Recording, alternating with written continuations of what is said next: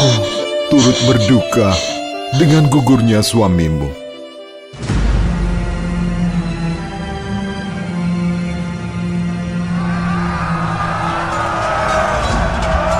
Pahlawan tak melulu cerita tentang prajurit yang selalu siap dengan senjata terkokang, melainkan juga mereka yang siap bertarung lewat ilmu pengetahuan, akal dan pikiran tanpa kekerasan.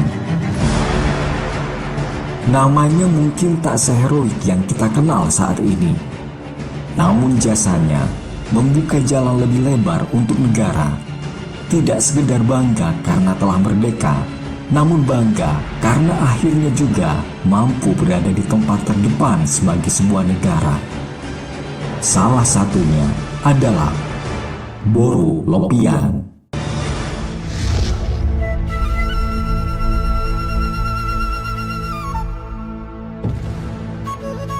Saat mengingat sejarah perlawanan terhadap kolonialis Belanda di Tanah Batak, tentunya kita akan menemukan nama Lopian, putri dari Sisingamangaraja XII yang dengan gagah berani turut bertempur hingga titik darah penghabisan bersama sang ayah.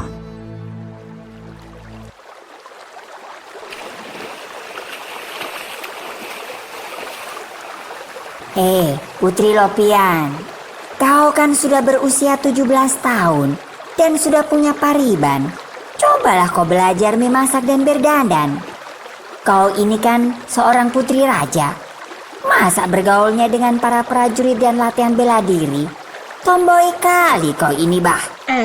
Aku kasih tahu ya, wanita juga perlu bela diri dan latihan berperang biar membela kehormatan kerajaan. Jangan kau bergantung pada laki-laki. Kalau tak ada laki-laki yang menolong, matilah kau. Aku bukan putri yang suka berada di balik tirai dan bersolek. Janganlah kau paksa aku. Kau ini Lopian, macam anak laki-laki. Macam abang kau saja. Lopian lahir di Pea Raja Dairi, desa Sionom Hudon. Ia merupakan anak ketiga Sisingamangaraja dan satu-satunya anak perempuan. Kedua abangnya bernama Patuan Nagari dan Patuan Anggi.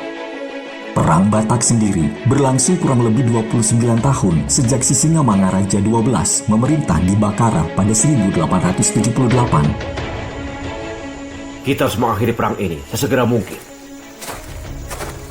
Saya sudah muak dengan pertempuran ini. 30 tahun bukan waktu yang singkat. Dan 7 tahun terakhir, kita sudah mati-matian melawan Belanda.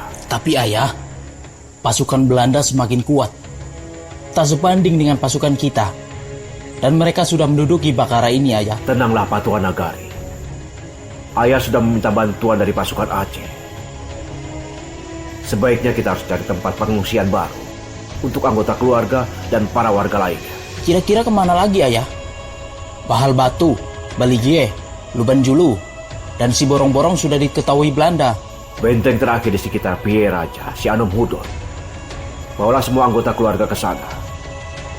Ayah dan beberapa pejuang lainnya akan menghadapi para penjajah itu. Lopian juga akan turut berperang bersama ayah, abang, dan pasukan lainnya. Adikku Lopian, kau jagalah diri dengan anggota keluarga yang lain. Bukankah kau dan paribanmu akan menikah? Biar abang dan ayah yang akan berperang. Tidak, abang. Bagi Lopian, kepentingan kerajaan jauh lebih penting. Lopian akan berperang. Boleh ya, ayah? Baiklah Lopian. Jika itu keputusanmu, tapi tetaplah bersama kedua abang. Baiklah, kita segera bersiap ke benteng Sionom Hudon.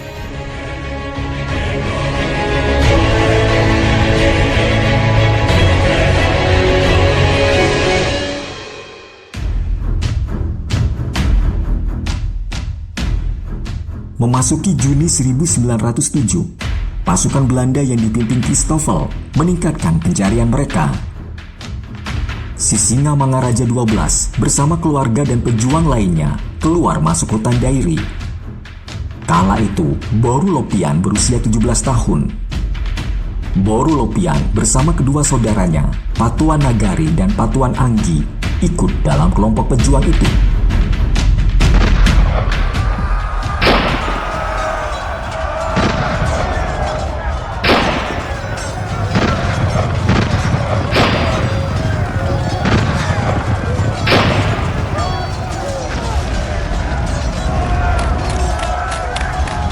Tuanku Baginda Sisingamangaraja, pasukan Belanda sudah mengepung benteng ini, Tuanku. Bagaimana mungkin Belanda menemukan tempat ini? 3 mata-mata kita tertangkap, Tuanku. Mereka disiksa dan tak tahan. Akhirnya memberitahu persembunyian kita sekarang. Baiklah, kita hadapi mereka. Ayo, kita bertempur sampai titik darah penghabisan. Maju! Berhati-hatilah putriku. Jangan khawatirkan aku, Ayah. Ayo maju! Akhirnya, rombongan pejuang itu pun ditemukan di benteng terakhir mereka di sekitar Peyaraja, Sionong Hudon, Dairi. Pada 17 Juni 1907, Belanda mengepung dan berhasil mendesak kelompok pejuang sampai ke bibir jurang hutan Sindias. Baku tembak pun terjadi. Boru Lopian terkena peluru Belanda. Melihat putrinya sekarat, Sisingamangaraja berbalik menyusul Boru Lopian. Padahal Boru Lopian sudah mengisyaratkan agar ayahnya itu bersembunyi. Putriku, Lopian, putriku. Ia memangku putrinya yang telah bersimbah darah. Kesempatan itu pun dimanfaatkan Belanda untuk menangkap dan menyiksa Sisingamangaraja 12 hingga akhirnya gugur. Dalam pertempuran itu, juga menewaskan kedua putra Sisingamangaraja 12, Patuan Nagari dan Patuan Angki, dan sejumlah panglima perang dari Aceh yang diperbantukan. Kadar kejuangan Lopian mungkin belum bisa disetarakan dengan Cut Nyak Dien di Aceh. Tapi paling tidak, dari sudut kadar kejuangan dan semangat anti-kolonialisme, nilai-nilai yang terkandung pada jati diri Cut Nyak Dien dan Lopian relatif sama. Mereka sama-sama berjuang, bergerilya, menderita di arena, bertekad sama, dan mati untuk tujuan yang sama.